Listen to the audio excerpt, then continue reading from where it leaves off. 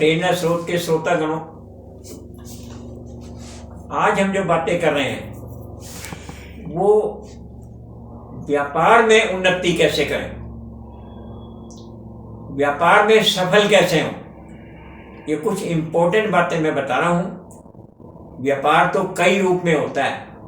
आपका अपना उद्योग है या किसी प्रकार की दुकानदारी है, चाहे वो दुकानदारी कैसी भी हो और किसी प्रकार का उद्योग हो, तो इस प्रकार से आप अपने स्वयं के कार्य में कैसे तरक्की करें, ये मैं कुछ पॉइंट्स आपको बता रहा हूँ। और ये पॉइंट्स बहुत ज़्यादा इम्पोर्टेंट है और ये पॉइंट सबके लिए ही समान है।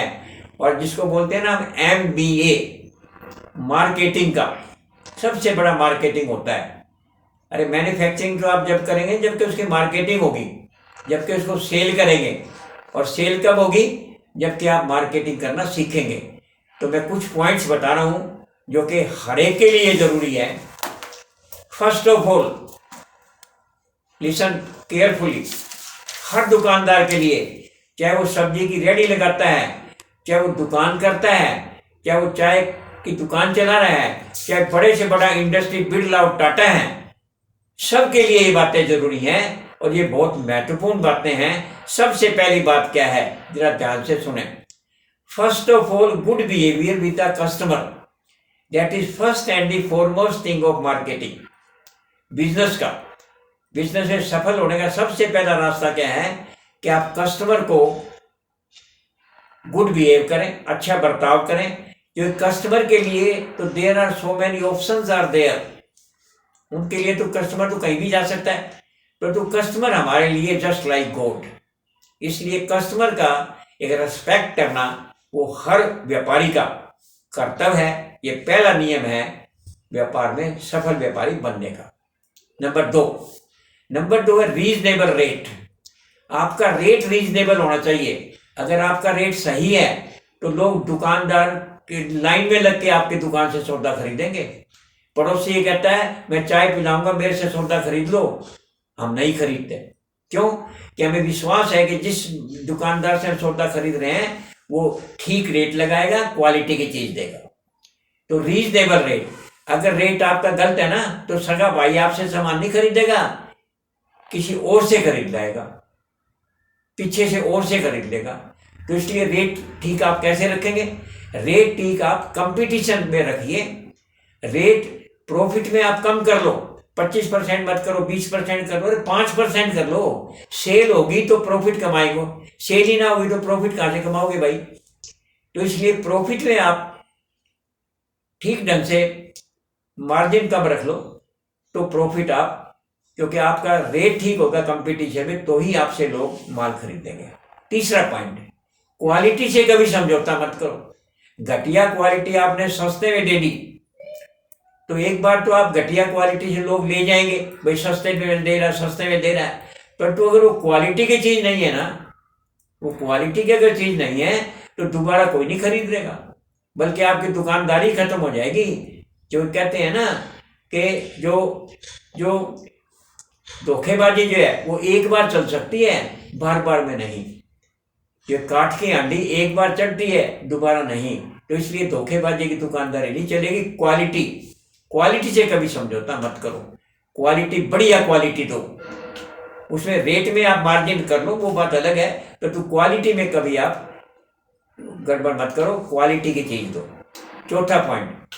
चौथा पॉइंट क्या है कि service to the customer, try to satisfy the customer. Customer क्या चाहता है उसके हिसाब से आप प्रयत्न करें और कस्टमर को सेटिस्फाई करने का कोशिश करें। अगर वो चीज़ वापस करता है तो उसको वापस ले लो उसकी चीज़ को।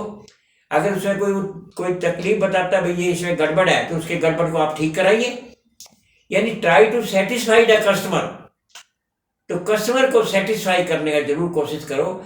जो कस्टमर अगर आपसे सेटिस्फाइड नहीं है तो कोई फायदा नहीं है। तो ये चौथा नियम है कि try to satisfy the customer. उसकी जो डिफिकल्टी है, उसका जो दुख तकलीफ है या चीज को वापस करना चाहता है तो उसको वापस करिए, अगर उसमें कोई कमी है तो उस कमी को दूर करिए। पांचवा पॉइंट, जब बड़े बड़े इंडस्ट्री वाले हैं या अपने भी अपना जो काम है, अपना जो काम है उसके अंदर झाड़ू निकालने वाला भी है, उसके अंदर पीएन भी है, उसके अंदर असिस्टेंट भी है, सबॉर्डिनेट भी नीचे काम करने वाले हैं। तो कभी कभी पीएन को भी, कभी झाड़ू निकालने वाले को भी ओए मत कहो, उसको आप छोटा समझ करके ओए मत कहो।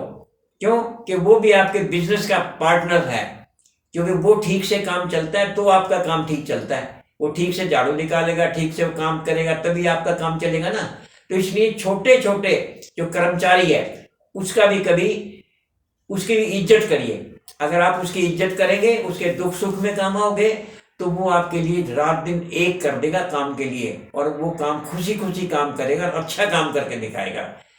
तो इस प्रकार से अपने जो सबॉर्डिनेट है उसका कभी आप, तो क्योंकि इज्जत करोगे, उसके दुख सुख में काम आओगे, तो वो आपके बिजनेस में पूरी तरह से मदद करेगा। और आखिरी पॉइंट क्या है कि कई लोग स्ट्राइक करते हैं। अरे जिस कंपनी में काम करते हैं उसमें हड़ताल करवा देते हैं। अरे भले आदमी, जिस कंपनी में तुम काम कर रहे हो उसी के ताला लगा दिया, तो तुम्हें कमा के कौन देगा और कमा के क्या देगा? कोई बात कहने का आपको अधिकार है। आपके कोई अगर मांगे हैं तो उसको मांगने का भी अधिकार है। तो आप टोकन स्ट्राइक करिए। टोकन स्ट्राइक का मतलब भाई एक फीट लगा लीजिए, भाई हम स्ट्राइक में हैं, और स्ट्राइक करने के बाद काम डबल करके दिखलाओ, हड़ताल का स्वरूप बदलाओ, यानी हड़ताल का स्वरूप बदलाओ और भारत को सोने की चिड़िया बनाओ। तो अगर आप हड़ताल करना चाहते हो तो आप डबल काम करके दिखाइए, हड़ताल का स्वरूप बदलाइए, तो मालिक आपकी सारी बातें अपने आप ही ना मान लेगा। तो ये मैंने कुछ बातें बताई हैं जो कि हर सफल व्यापारी के लिए बहुत जरूरी है, और ये मार्केटिंग में भी काम आती है। और एक खास बात और जो मैं बताना चाहता हूं, हमेशा गुण की पूजा होती है। आप कहोगे कैसे? जैसे मैं कोई ट्यूशन का काम कर रहा हूं, बच्चों को पढ़ाई का काम कर रहा हूं, तो अगर बच्चों को मैं अच्छा पढ़ाऊंगा तो वही बच्चे जाके मेरा जो है प्रचार करेंगे, भाई मास्टर तो वो है, उसी से पढ़ना है। अभी कई लोग प्रचार करते हैं अखबारों में, पंपलेट्स के द्वारा, भाई हमारे यहाँ आइए। तो वो प्रचार जो है ना, वो प्रचार काम नहीं करता। वो प्रचार एक बार तो काम कर जाएगा, कुछ तो आ जाएंगे, कुछ तो आपका व्यापार बढ़ जाएगा प्रचार करने से। परंतु अगर आपकी गुणवत्ता नहीं है, अगर आपकी वस्तु में वो गुण नहीं है जो आप बताना चाहते हैं, तो कोई भी व्यापारी आपके पास नहीं आएगा। वो गुण बताइए। अगर गुण होगा तो जो ग्राहक जो है ना, चीज को खरीदने वाले, वही जाके प्रचार करेंगे, भाई दुकानदार तो वो है, उससे चीज खरीदनी है, भैया चीज देता है, अच्छे रेट लगाता है। तो आपके गुण जो है ना वो पूछे जाते हैं। तो आपकी जो चीजें भी हैं, चाहे वो सेल करने की हैं, चाहे वो आपके प्रचार करने की हैं, उस प्रचार को आप अपने उस प्रचार के गुण पैदा करिए, जिससे कि जाकर के दूसरे भी ये कहे कि बोला उस जैसा तो मास्टर कोई नहीं है, उस जैसा तो दुकानदार कोई नहीं है। तो गुण पैदा करोगे तो ही आप सफल दुकानदार बनोगे। तो व्यापारी सफल व्यापारी कैसे बने, ये आपको समझ में आ गई होगी। तो जो कुछ बातें बताई, हो सकता है कहीं भी बातें आपको फायदेमंद लगे तो आगे ही बताएं। आज के लिए बस इतना ही। बहुत बहुत धन्यवाद।